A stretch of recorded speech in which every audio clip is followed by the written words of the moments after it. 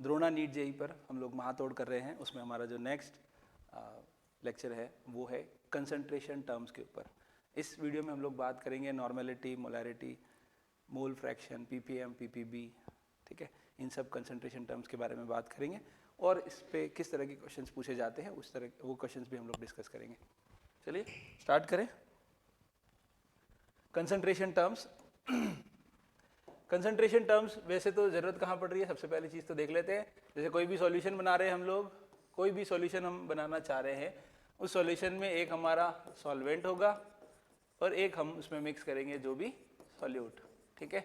अब solvent solute कुछ भी हो सकते हैं, गैस गैस हो सकता है, मतलब सॉल्वेंट आप गैस ले सकते हैं, उसमें सॉलिड लिक्विड गैस डाल सकते हैं, लिक्विड ले सकते हैं उसमें भी सॉलिड लिक्विड गैस कुछ भी मिक्स कर सकते हैं, और सॉलिड ले सकते हैं और सॉलिड में भी गैस सॉलिड लिक्विड कुछ भी आप मिक्स कर सकते हैं। But the condition is solution कब बोलेंगे उसको, उन दोनों के मिक्सचर को हम लोग सॉल्यूशन कब बोलेंगे, जब वो हो जाए होमोजीनस। होमोजीनस समझते हैं? होमोजीनस मतलब हम लोग ये सेपरेट नहीं कर पाए कि पार्टिकल कहाँ है, सॉल्यूट के पार्टिकल कहाँ है। जैसे मान लीजिए इसमें मैंने शुगर डाल दिया तो वो मिक्स हो जाएगा होमोजीनसली कंप्लीटली। अगर मैंने उसमें सैंड पार्टिकल डाल दिए तो वो यहाँ पे सेपरेट आउट दिखेंगे आपको अलग से। तो ऐसे मिक्सचर को हम लोग सॉल्यूशन नहीं बोलेंगे। सॉल्यूशन कब बोलेंगे, जब वो होमोजीनस हो, एक जैसा हो, पूरा सिस्टम एक जैसा आपको दिखना चाहिए, तभी हम उसको सॉल्यूशन बोलेंगे, ठीक है। अब आपने कितना मिक्स किया है सॉल्यूट, उसके लिए हम लोग यूज करते हैं कंसंट्रेशन टर्म्स। सबसे आसान वाली कंसंट्रेशन टर्म हम लोग ले रहे हैं percentage weight by weight. Percentage की बात हुई है, इसका मतलब 100 में कितना। वेट बाय वेट, यहाँ पर हम ऊपर लिख रहे हैं सॉल्यूट का वेट और नीचे हम लोग लिखेंगे सॉल्यूशन का वेट, ठीक है। तो परसेंटेज वेट बाय वेट को हम लोग ऐसे लिख सकते हैं, क्या, वेट ऑफ सॉल्यूट और वेट ऑफ सॉल्यूशन, ध्यान रहे सॉल्यूशन इनटू 100। जैसे मैंने कहा कि 5% सॉल्यूशन, 5% सॉल्यूशन का क्या मतलब हुआ, 5 ग्राम क्या है, सॉल्यूट है, और सॉल्यूशन का वॉल्यूम कितना है, सॉल्यूशन का, इसको वेट बाय वेट बोला है ना, तो सॉल्यूशन का वेट कितना है 100 ग्राम।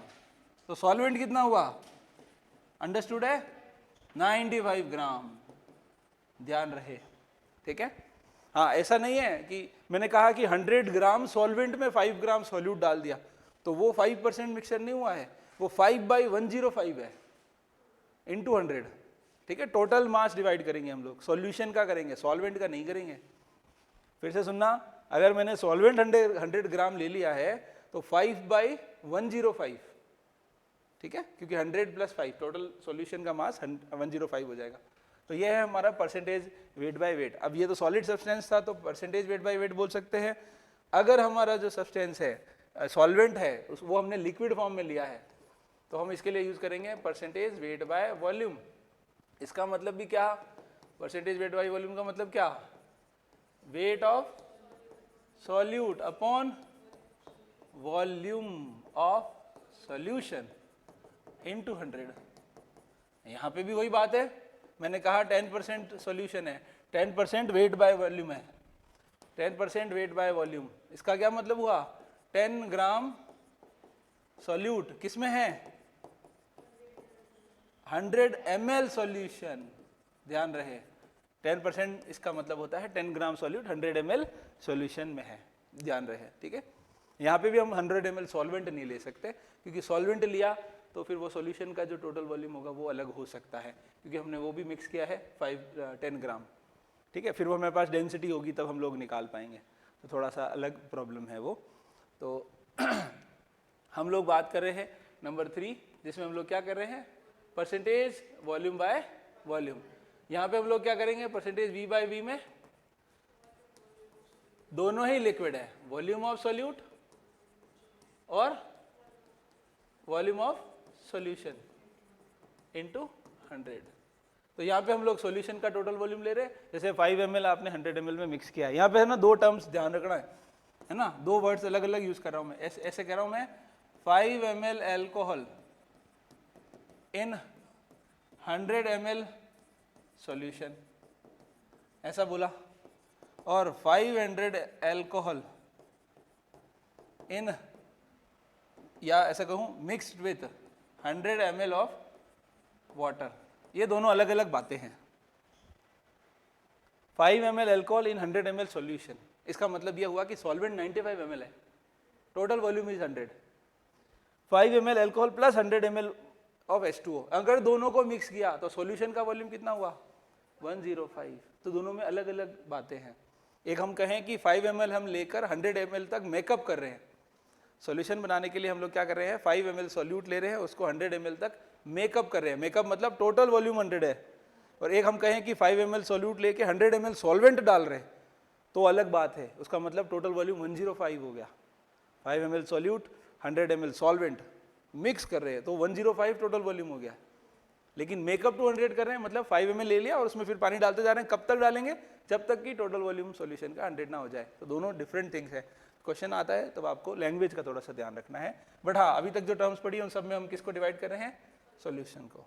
अच्छा ध्यान रहे, फर्स्ट वाली जो टर्म थी हमारी weight by percentage, weight by weight, दोनों ही वेट है। वेट जो है वो टेम्परेचर से वेरी नहीं करता, तो टेम्परेचर इंडिपेंडेंट टर्म है ये। यहाँ पे वॉल्यूम आ गया है और इधर भी वॉल्यूम आ गया है। वॉल्यूम टेम्परेचर से वेरी करता है, टेम्परेचर चेंज कम हो जाएगा तो वॉल्यूम कम हो जाएगा, टेम्परेचर बढ़ जाएगा तो वॉल्यूम बढ़ जाएगा, depends on pressure, atmospheric pressure कितना है। तो हम लोग ये कहेंगे कि ये दोनों टर्म्स जो हैं वो टेम्परेचर डिपेंडेंट है। जहाँ जहाँ वॉल्यूम आ जाता है वहाँ वहाँ टेम्परेचर की डिपेंडेंसी आ जाती है। नेक्स्ट हम लोग बात कर रहे हैं, तीनों को एक साथ करेंगे, दो चीज़ें करते हैं एक साथ, मोलैरिटी और मोलैलिटी। कुछ क्वेश्चंस भी देखेंगे आज। मोलैरिटी में हम लोग क्या करते हैं, मोल्स ऑफ सोल्यूट किसमें, मोल्स ऑफ सोल्यूट किसमें डिसॉल्व है, 1 लीटर ऑफ सॉल्यूशन। किसमें डिसॉल्व कर रहे हैं हमने, 1 लीटर ऑफ सॉल्यूशन। मोलैलिटी का मतलब क्या होता है, moles of solute in 1 kg of solvent. बात फिर से यहाँ पे आ गई वापस kg की। तो मोलैलिटी जो है वो टेम्परेचर से इंडिपेंडेंट है और ये टेम्परेचर पे डिपेंड करती है क्योंकि यहाँ पे वॉल्यूम की बात आ रही है। ठीक है, तो मोल्स ऑफ सोल्यूट, तो मोलैरिटी का फॉर्मूला कैपिटल M से लिखते हैं। हमने कहा weight of solute upon molar mass of solute. ठीक है, मोलिकुलर वेट लिख देता हूँ इसको अलग करने के लिए, इनटू 1000 अपॉन वॉल्यूम ऑफ, किसका लेना है वॉल्यूम, सॉल्यूशन। ये 1000 कब लिखेंगे, जब सॉल्यूशन हमारा ml में हो, ध्यान रहे। इसी तरह मोलैलिटी के लिए हम लोग छोटा m लिखेंगे, वेट ऑफ सोल्यूट। अच्छा, इसको हम लोग क्या करें, सोल्यूट को हम लोग, हाँ सोल्यूट को हम लोग A और सॉल्वेंट को हम लोग B से रिप्रेजेंट करें तो ज़्यादा बढ़िया हो जाएगा काम। कैसे लिखेंगे, WAMA, MA, weight of solute, molecular weight of solute into 1000 upon V solution, volume of solution in ml। ml में लिया है इसलिए 1000 लिखा है। मोलैलिटी के लिए क्या लिखेंगे, वेट ऑफ सोल्यूट, वही बात लिख रहे हैं सेम, इनटू 1000। और यहाँ पे क्या लिखेंगे, वेट ऑफ B कौन है, सॉल्वेंट। ये डिफरेंस है और कुछ भी नहीं है, बाकी सब सेम है। दोनों का रिलेशन भी हम लोग निकाल सकते हैं, डेंसिटी की टर्म्स में आता है। ठीक है, डेंसिटी की टर्म्स से हम लोग क्या करेंगे, डेंसिटी से हमारे पास आएगा total weight of solution upon volume of solution. ठीक है, ये वॉल्यूम ऑफ सॉल्यूशन ये है ही हमारा, तो हम लोग क्या करेंगे, डी में चेंज करेंगे। कैसे, वेट ऑफ सॉल्यूशन कहाँ से आएगा, वेट ऑफ सॉल्यूट और वेट ऑफ सॉल्वेंट दोनों का सम और वॉल्यूम ऑफ सॉल्यूशन। तो हम लोग WB की जगह डेंसिटी टर्म डालेंगे, फिर V ऑफ सॉल्यूशन आ जाएगा तो हम उससे रिलेट कर लेंगे। ठीक है, एक फॉर्मूला आता है सिंपल सा 1000D वाला, आप देख लेना, बहुत आसान है, याद रहे तो ठीक, नहीं रहे तो भी कोई दिक्कत वाली बात नहीं है क्योंकि नंबर ऑफ मोल्स का खेल है सारा का सारा। ठीक है, ओके, नेक्स्ट हम लोग बात कर रहे हैं नॉर्मेलिटी के बारे में। किसके बारे में बात कर रहे हैं, नॉर्मेलिटी। हमारा जो शायद फर्स्ट लेक्चर था मूल कॉन्सेप्ट या बेसिक कॉन्सेप्ट, तो हमने बात की थी वैलेंसी फैक्टर के बारे में, नॉर्मेलिटी में इक्विवेलेंट वेट के बारे में बात की थी। नॉर्मेलिटी में क्या होता है, हम लोग इक्विवेलेंट की बात करें, इसको कैपिटल N से डिनोट करो। हमने पहले कहा कि number of moles dissolved in 1 litre solution, यहाँ ये कहा था ना, मोल्स डिसॉल्व्ड इन 1 लीटर सॉल्यूशन। यहाँ पे हम लोग क्या कहेंगे, ग्राम इक्विवेलेंट। क्या है, gram equivalent dissolved in 1 litre solution.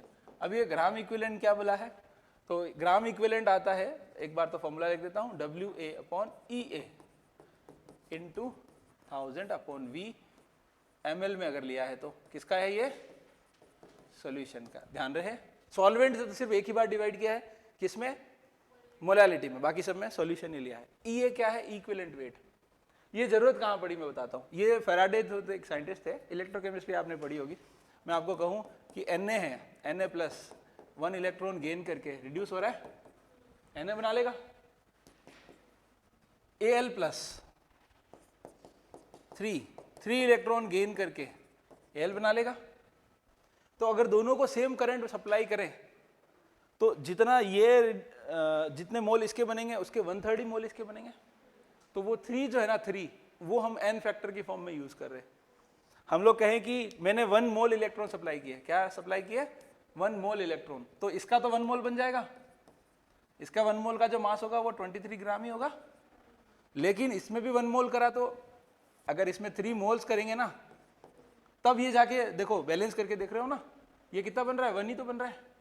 3 electrons are required for 1 mole of Al, तो ये 1 मोल बनेगा और 1 मोल का मास कितना होता है, 27 ग्राम। लेकिन अगर हमने दोनों में ही 1 मोल सप्लाई किया, इसमें भी हमने 1 मोल इलेक्ट्रॉन सप्लाई किया चार्ज की फॉर्म में, तो क्या होगा, 1/3 हो जाएगा। ये 1/3 हो जाएगा, मतलब 27/3 दैट इज 9 ग्राम।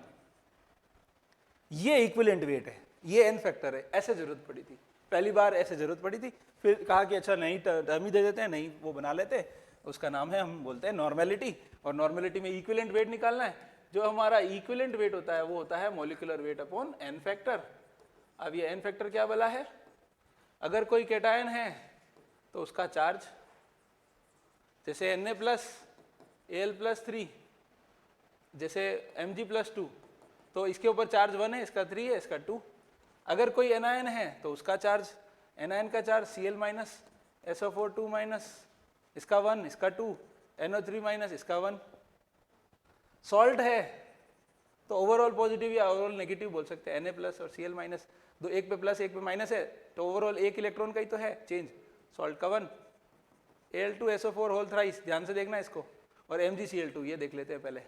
MgCl2 में +2 है, -2 है, तो ओवरऑल तो 2 ही है ना, 2 इलेक्ट्रॉन इसने लिए तो उसने दिए, सॉरी Mg ने दिए तो Cl ने लिए, तो 2 इलेक्ट्रॉन ही है। इसमें क्या है, Al 2 है तो 6 हो जाएगा, क्योंकि प्लस का भी 6 है और माइनस का भी 6, तो वैलेंसी फैक्टर क्या है, 6। Cation, anion, salt. सॉल्ट के अलावा एसिड की बात करें तो एसिड की बेसिसिटी, एसिड्स की बेसिसिटी मतलब HCl, H2SO4, HNO3, इसका 1, इसका 2, इसका 3, H3PO4, H3PO3 और H3PO2। ये एक, ये 3 दे देता है, ये 2, ये 1, पता है सबको, H3PO4, H3PO2 और H3PO2। ये हाइड्रोजन, 1 हाइड्रोजन 1 H प्लस देता है तो 1, ये 2 देता है, 3, ये 1 दे रहा है, ये 2 दे रहा है, ये 1 दे रहा है। बेसिस के लिए उनकी एसिडिटी, वो कितने एसिड को न्यूट्रलाइज कर सकते हैं, NaOH, KOH, calcium hydroxide, magnesium hydroxide, aluminium hydroxide, 1 1 2 2 3। ज़्यादा फास्ट तो नहीं हो गया, ठीक है। केटाइन का चार्ज, एनायन का चार्ज, सॉल्ट की बातें कर ली और एसिड्स की बात कर ली, बेस की बात कर ली, और कोई रेडॉक्स रिएक्शन हो तो ओवरऑल इलेक्ट्रॉन का चेंज क्या देखना है, ओवरऑल इलेक्ट्रॉन का चेंज। फॉर एग्जांपल आयरन जो है वो ऑक्सीडाइज हो रहा है और जिंक कॉपर को कर देते हैं ताकि थोड़ा सा कंफ्यूजन क्रिएट हो, है ना। कॉपर और ये रिड्यूस हो गया +3 में, कॉपर +2 से कॉपर में गया। देखना इसमें इलेक्ट्रॉन का चेंज कितना हुआ, 1, इसमें इलेक्ट्रॉन का चेंज कितना हुआ, 2, इसमें हुआ क्या है, ऑक्सीडेशन, ये क्या हो रहा है, रिडक्शन। तो इसके लिए n फैक्टर क्या लिखेंगे पता है आपको, 1 लिखेंगे या 2, ओवरऑल इलेक्ट्रॉन देखेंगे इसको, और दोनों को बैलेंस करने के लिए इसको 1 से मल्टीप्लाई करेंगे, इसको 2 से मल्टीप्लाई करेंगे, तो हम ये कहेंगे फाइनल बैलेंस इक्वेशन क्या होगी, कॉपर +2Fe+3। तो इसने एक इलेक्ट्रॉन दिया था, 2 से मल्टीप्लाई करा, 2 electron given by Fe and taken by copper, total electron involve 2, 4 नहीं है, आयरन ने जो 2 दिए थे ना वही तो कॉपर ने 2 एक्सेप्ट किए, तो हम लोग क्या कहेंगे, overall involvement of electron are 2। तो रेडॉक्स रिएक्शन में ओवरऑल इन्वॉल्वमेंट ऑफ इलेक्ट्रॉन देखते हैं हम लोग। ये सब किसके लिए देखते हैं? इक्विवेलेंट वेट निकालने के लिए, और इक्विवेलेंट वेट n फैक्टर से डिवाइड हो जाता है। दोनों को रिलेट कर देते हैं, नॉर्मेलिटी को। Normality equals to WA upon EA into 1000 upon V। Molarity equals to WA MA into 1000 upon V। हाँ जी, इसमें थोड़ा सा चेंज कर रहा हूँ। WA इसकी जगह क्या लिखूंगा? MA और N। अभी बताया ना, कहाँ गया? और पीछे ये रहा। Equivalent weight equals to molecular weight upon n factor. Equivalent weight equals to molecular weight upon n factor, ठीक है? 1000 अपॉन V। दोनों को रिलेट कर लो। ये तो हमारा मोलैरिटी दिख रहा है क्या आपको? तो नॉर्मेलिटी इक्वल्स टू क्या होता है? Molarity into n factor. ध्यान रहेगा, बिल्कुल साधारण सी चीज़ें हैं, काम आएगी। हम लोग आज अभी इस वाले में तो हम लोग कंसंट्रेशन टर्म्स के कुछ क्वेश्चन देख लेते हैं। नेक्स्ट वाले वीडियो में हम लोग पीएच के बारे में बात करेंगे। उसको हम थोड़ा लेंथी करेंगे। उसमें हम लोग चाहेंगे कि एक ही वीडियो में हमारा सारा का सारा कवर हो जाए। क्या क्या कवर हो जाए उसमें? Acid, base, mixing, titration, buffer, salt hydrolysis, सब कुछ एक साथ ही कवर हो जाए, ऐसा कुछ हम ट्राई करेंगे। तो अभी इसके रिलेटेड क्वेश्चन देख लेते हैं fast. 2.5 litres of 1 m NaOH solution is mixed with. हाँ चलो, पहला ही क्वेश्चन मिक्सिंग का है, थोड़ा सा ध्यान देंगे। जब भी कभी मिक्सिंग का क्वेश्चन आए ना, ध्यान से सुने, जब भी कभी मिक्सिंग का क्वेश्चन आए तो आप हमेशा मोल्स पे खेलेंगे। मोल्स का ध्यान रखेंगे और कुछ नहीं करना है। मोलैरिटी जो होता है ना, वो होता है मोल्स अपॉन वॉल्यूम। सीधी बात है। अगर मेरे को मोल्स निकालने हैं तो मैं क्या करूं? Molarity into volume. यस और नो? चेंज हो जाएंगे। अब मिक्स किया है तो ऑब्वियस सी बात है, टोटल वॉल्यूम बढ़ जाएगा। तो फाइनल मोलैरिटी निकालनी हो ना वापस, तो इसको मैं वापस वॉल्यूम से डिवाइड कर दूं फाइनल, तो ये कट जाएंगे, तो क्या बचेगा? मोलैरिटी। फाइनल मोलैरिटी कब आएगी? जब टोटल वॉल्यूम से डिवाइड करेंगे। एक दो क्वेश्चन करके देख रहे हैं, ध्यान से देखें। 2.5 लीटर्स, अच्छा ये लीटर्स में है इसलिए मोल्स आ रहे हैं। अगर ये ml में होता ना तो मिली मोल्स आते हैं। क्या आते? मिली मोल्स कब आएंगे? जब हम मोलैरिटी को वॉल्यूम से मल्टीप्लाई करेंगे। वॉल्यूम कौन सा? ml वाला। यहाँ पे वॉल्यूम कौन सा लिया है हमने? लीटर वाला। ध्यान रहेगा, कंफ्यूजन तो नहीं है कोई? वापस सुने। वॉल्यूम को मल्टीप्लाई किया है मोलैरिटी से, क्या मिलेंगे? मोल्स। अगर वॉल्यूम ml में हुआ तो वॉल्यूम को मल्टीप्लाई किया मोलैरिटी से, क्या मिलेंगे? मिली मोल्स। वापस डिवाइड करेंगे वॉल्यूम से, वापस मोलैरिटी आ जाएगी, ठीक है? 2.5 लीटर। ध्यान से देखें, दोनों ही NaOH है तो कोई दिक्कत ही नहीं है। नेक्स्ट वाले वीडियो में हम लोग एक एसिड एक बेस, दो अलग अलग बेस, दो एसिड, एक सॉल्ट एसिड, एक ऐसा कुछ मिक्सिंग कर देंगे। 2.5 लीटर मिक्स किया है, 1 m का है, मल्टीप्लाई करना है सीधा। ये 3 लीटर से 0.1 m, 0.5। देखो बताओ, वॉल्यूम और मोलैरिटी मल्टीप्लाई होगा तो मोल्स मिलेंगे। कितने मोल्स? 2.5। यहाँ से कितने मोल्स? हाँ जी 1.5। Total moles 3। टोटल वॉल्यूम से डिवाइड कर दो, ये तो आगे है मोल्स। तो फाइनल मोलैरिटी फाइनली क्या आएगी? टोटल वॉल्यूम कितना? 2.5 और कहाँ गया? 3। क्या टोटल वॉल्यूम कितना हुआ? 2.5। हाँ, और कहाँ गया? 3 लीटर्स। 2.5 प्लस 3 लीटर कितना हुआ? 3/5.5। 3/5.5 मतलब कितना? 30/55। पूरा सॉल्व 5 से कर दो बोले 11, 6/11। 11 पॉइंट लगाएंगे 0। कितने टाइम्स? 5 टाइम्स। ऐसा कोई ऑप्शन है? क्या कह रहे हो?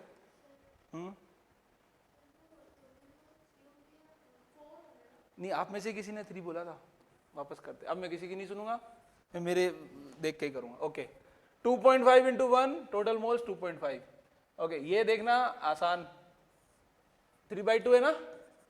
3/2 मतलब 1.5। Total moles 2, 3, 4। 4 total volume 2.5 into 2.5 plus 3, 4/5.5 मतलब 40/55। 5 की टेबल्स करो तो 8/11। 8/11 पॉइंट लगाया 0, ऊपर 0। 8 टाइम्स तो कर नहीं सकते, 7 टाइम्स। एक ही ऑप्शन है, आगे करना ही नहीं। ओके, चलिए गेम क्या है, टोटल मोल्स का है। Which of the following dependent of temperature, जिसमें वॉल्यूम आ रहा है, ये देखो मोल फ्रैक्शन में वॉल्यूम नहीं आ रहा। अच्छा मोल फ्रैक्शन हमने डिस्कस ही नहीं किया, मोल फ्रैक्शन देख लेते हैं। मोल फ्रैक्शन क्या होता है पता है क्या? बहुत सिंपल है, ए बी सी तीन कंपोनेंट मिक्स किया, ए का मोल फ्रैक्शन, सॉरी एक्स से लिखेंगे, लिखना है एक लिखूंगा बाकी नहीं लिखूंगा। ए का मोल फ्रैक्शन, ए के mole upon total mole, total mole कैसे आएंगे, n A n B plus n C. Similarly n B upon total moles, n C upon total moles. इसमें कोई वॉल्यूम का है क्या खेल? नहीं। वेट परसेंटेज में वॉल्यूम होता नहीं है, मोलैलिटी में वॉल्यूम नहीं होता। कौन डिपेंडेंट है वॉल्यूम से? मोलैरिटी। तो कंसंट्रेशन यूनिट वापस आ गया। देखो कितनी बार पूछा ये, 2017 में पूछा था, 95 में पूछा, 92 में पूछा था। Concentration unit independent of temperature. Normality depend करती है, मोलैलिटी डिपेंड नहीं करती। वेट पर वॉल्यूम आ गया, मोलैरिटी में वॉल्यूम आता है। ये तीनों तो डिपेंड करते हैं, ये डिपेंड नहीं करती। उल्टा पूछा है, पहले पूछा डिपेंड करती है, फिर पूछा डिपेंड नहीं करती, है ना? बात तो वही है। The mole fraction of the solute in 1 molal aqueous solution. 1 molal का मतलब 1 मोलल मीन्स क्या होता है? 1 मोल्स इन 1 kg सॉल्वेंट। ध्यान से देख लो, 1 मोलल बोला है, मोलर नहीं बोला है। 1 मोलर क्या इन 1 लीटर सॉल्वेंट, दोनों डिफरेंस है। हाँ ये दोनों बड़े डिफरेंस है, ध्यान रखना। ये किलोग्राम है, ये लीटर है। ये मोलल है, ये मोलर है, दोनों डिफरेंस है, ध्यान रहेगा। हाँ पूछा गया 1 मोलल, इसका मतलब 1 मोल है 1 kg में। द मोल फ्रैक्शन पूछा है, ओके। मोल फ्रैक्शन कैसे आएगा? उसके moles upon total moles. Solute के मोल्स कितने? 1 है। टोटल मोल्स वाटर का, सॉल्वेंट कौन है? वाटर है। कहाँ है वाटर? ये रहा ना। 1 kg, 1 kg मतलब 1000 ग्राम, 1000 ग्राम upon 18, that is the mole. Yes or no? Weight in grams upon molar mass is number of moles. It is 55.5. याद रहना चाहिए 55.5, मतलब 1 upon 56.5, 1 upon 56.5, मतलब ऐसा करूं, ऐसा करके क्या ही मिल जाएगा, छोड़ो ना, है ना? क्या ही मिल रहा है, हासिल क्या हो रहा है? ओके मैं कहूं कि 57 के आसपास है लगभग ये। हाँ आ रहा है, लगभग आ जाएगा, 0.017 के आसपास आएगा, 177 ये आंसर है। सॉल्व कर लेंगे इसको। चलिए आगे बढ़े। बस इसमें रोल किसका था? वाटर का आपको ध्यान रखना था। Number of total moles water का कितना होता है? 1 kg का 55.5। How many grams of methanol should be added to water to prepare 150 ml of 2m solution? तो molarity equals to WA upon MA into 1000 upon V। M कितना चाहिए? 2। Wait चाहिए ना अपने को। मोलर मास ऑफ CH3OH 12 + 4 + 16 कितना हुआ? 32। दिख रहा है सबको? 12 4 हाइड्रोजन का और 12 इसका 16, 32 इंटू 1000 अपॉन वॉल्यूम कितना? 150 ml में बनाना है, 150 कर लोगे सॉल्व? कितना आएगा? 32 इंटू 2 इंटू 15 अपॉन 100, 30 आ गया क्या? 15 इंटू 2 30, 33 339 और 6 आ रहा है, ऐसा कुछ आ रहा है ऑप्शन में है। ठीक है, ठीक है। ग्राम्स में पूछा है बेटा, देखो किलोग्राम में पूछता तो अलग बातें थी, बाकी सोचना ही नहीं। ठीक है, 1 मोलल सॉल्यूशन, ये अभी 23 का क्वेश्चन है, नीट 23 का क्वेश्चन है। 1 molal solution that contains 0.5 moles of solute, there is बताओ मोलैलिटी क्या होती है? Moles upon weight of, yes और नो? मोलैलिटी कितनी दी है? 1 मोलल, देखो ना 1 मोलल दिखा है, साफ साफ लिखा है। मोल्स कितने हैं? 0.5। तो वेट पूछा है, वेट ऑफ सॉल्वेंट पूछा है।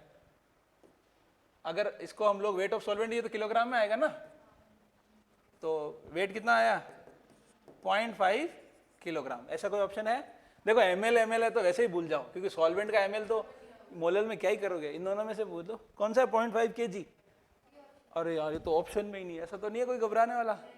0.5 kg, ठीक है, ये नीट 23 का क्वेश्चन है। चलिए आगे बढ़ रहे हैं। How many grams of concentrated nitric acid, nitric acid बोले तो HNO3 should be used to prepare 250 ml of 2.5 m, the concentrated acid is 70%। ये चीज इंपॉर्टेंट है। पहले 100% मान के चलते हैं हम लोग, प्योर फॉर्म में कैसा होगा। तो मोलैरिटी इक्वल्स टू क्या? वेट अपॉन, ऐसा लिख दूं क्या? इसमें कोई दिक्कत थोड़ी आती किसी को। ग्राम्स पूछा है, मतलब ये पूछा है।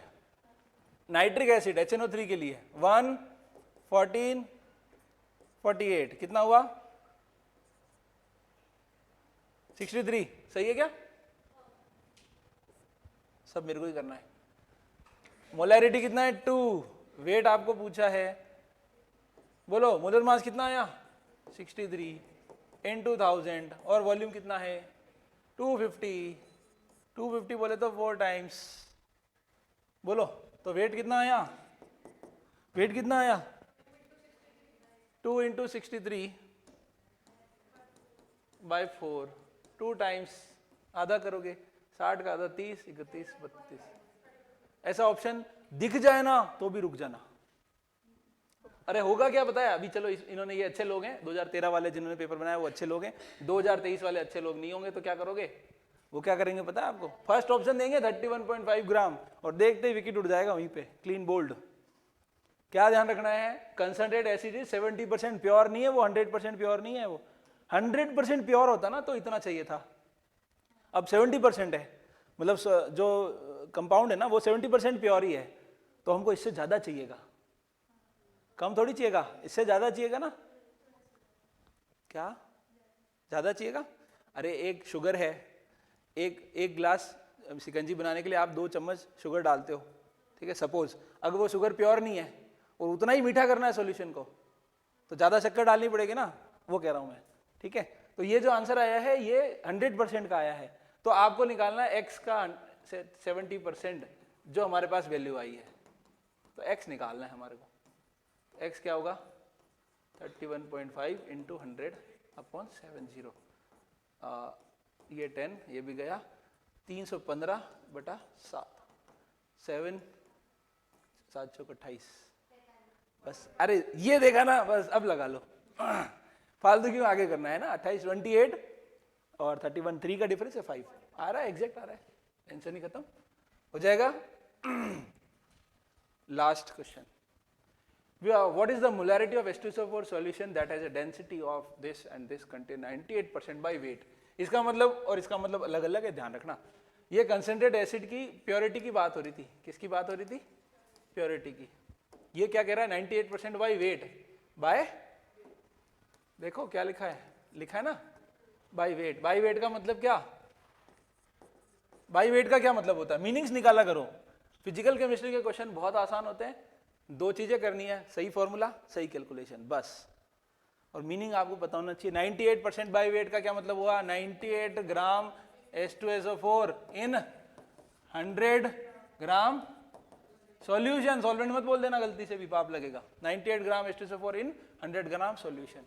क्या पूछा है? मोलैरिटी पूछी है। मोलैरिटी कैसे निकालते हैं बोलो? वेट में लिखूंगा, देखो मेरे को बिल्कुल जोर नहीं आता है, 25 बार लिख दिया और लिखूंगा। वॉल्यूम किसका? ये W कितना?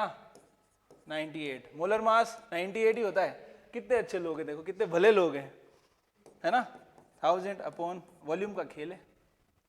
Density of solution equals to weight of solution upon volume of solution.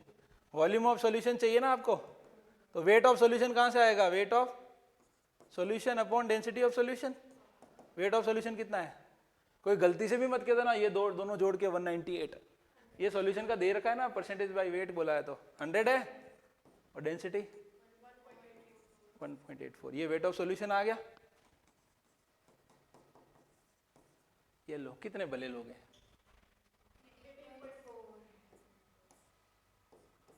ये भी करूं मैं, 18.4 आंसर है। ओके है। इसका मतलब मार्केट से जो हम लोग बोतल खरीद के लाते हैं H2SO4 की, वैसे आप लोग नहीं लाते, हम लोग लाते हैं लैब में, 98% प्योर होती है वो। 98% बाई वेट अगर है तो उसमें कितना मोलरिटी है, 18.4। इसका मतलब अगर उसका 1 लीटर है तो उसमें 18.4 moles of H2SO4 are dissolved. हम कह सकते हैं कैपिटल M का मतलब ये होता है। आज की क्लास यहीं समाप्त करते हैं, धन्यवाद। अगली क्लास में हम लोग पीएच पे बात करेंगे।